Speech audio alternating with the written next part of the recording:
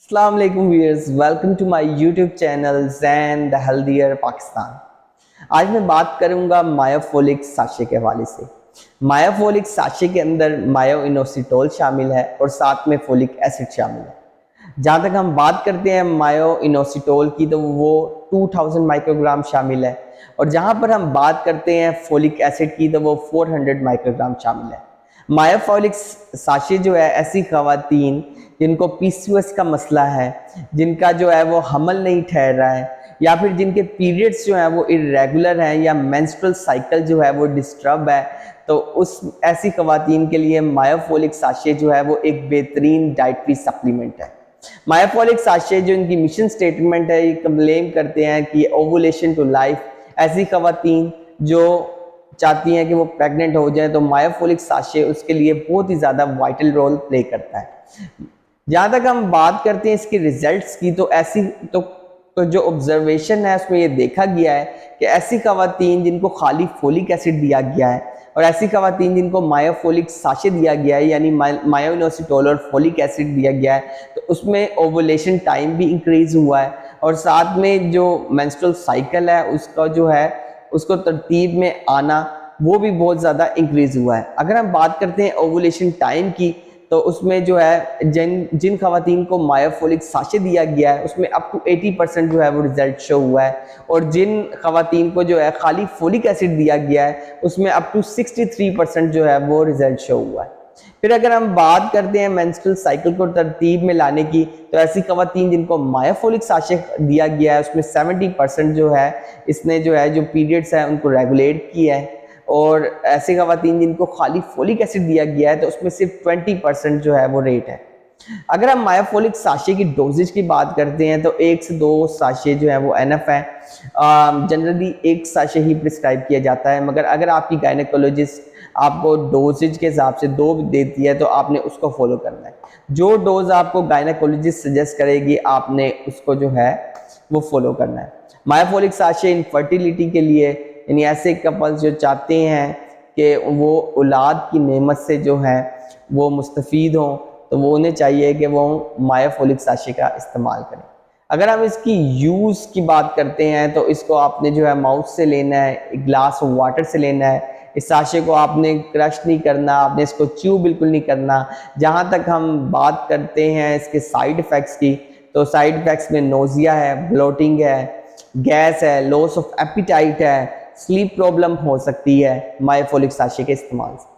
मायोफोलिक sachet जो है वो बेसिकली इस्तेमाल जो होता है वो पीसीओएस के लिए इस्तेमाल होता है, पॉलीसिस्टिक ओवेरियन सिंड्रोम, और इसके अलावा ये मेंस्ट्रुअल इरेगुलरिटीज़ के लिए इस्तेमाल होता है, इसके अलावा हिर्सुटिज्म के लिए इस्तेमाल होता है।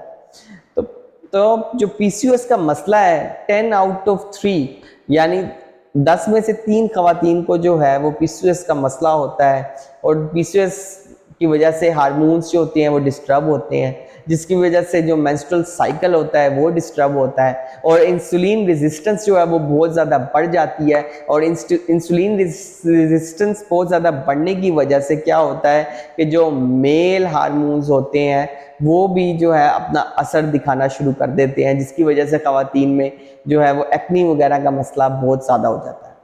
फिर उसके बाद अगर पीसीओएस की हम बात करते हैं तो पीसीओएस को ट्रीट करने के लिए सबसे पहले आपने कोशिश यही करनी है कि आप अपनी डाइट मैनेज करें।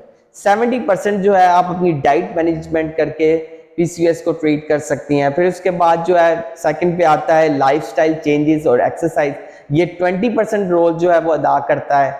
और फिर उसके बाद स्ट्रेस इश्यूज है और फिर उसके बाद जो है फर्टिलिटी ट्रीटमेंट है, ये तकरीबन सिर्फ 5 to 10% जो है वो वाइटल रोल प्ले करता है। यानी अगर आप स्ट्रेस को जो है वो ख़त्म करेंगे, साथ में आप एक्सरसाइज करेंगे, लाइफस्टाइल मॉडिफिकेशन करेंगे, अपनी डाइट को इम्प्रूव करेंगे तो पीसीओएस जो है वो ट्रीट होगा। फिर उसके बाद जो आपने अपने किचन की तरफ जो है कि आप क्या चीज़ खा रहे हैं और क्या आपने नहीं खाना। अगर पीसीओएस को आपको मसला है तो आपने कोई एडिड शुगर नहीं लेनी, भर भर के जो है वो चीनी के चम्मच नहीं लेने, आपने उसकी जगह जो है वो ब्राउन शुगर इस्तेमाल करनी है। ब्रेड की जगह आपने ब्राउन रस्क इस्तेमाल करने हैं, ब्राउन ब्रेड इस्तेमाल करनी है। वेजिटेबल ऑयल का इस्तेमाल आपने बिल्कुल नहीं करना।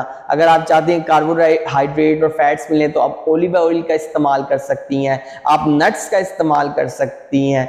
फिर उसके बाद जो है अगर आप इसको जो है डाइटरी मैनेजमेंट के ज़रिए या नेचुरल वे से ट्रीट नहीं करते तो बाकी में इंड्यूस्ड मेडिसिन है। इंड्यूस्ड मेडिसिन जो है वो एग रिलीज जो है वो तो कर देगी, लेकिन जो क्वालिटी ऑफ एग है वो नहीं बन पाएगी। जब क्वालिटी ऑफ एग नहीं बन पाएगी तो बाद में क्या होगा कि मिसकैरेज का मसला जो है वो बहुत ज़्यादा हो सकता है। तो पहले आपने कोशिश यही करनी है कि आप जो है किसी डाइटरी मैनेजमेंट के ज़रिए या लाइफस्टाइल चेंजेस से आप जो है वो इनफर्टिलिटी की ट्रीटमेंट करवाएं।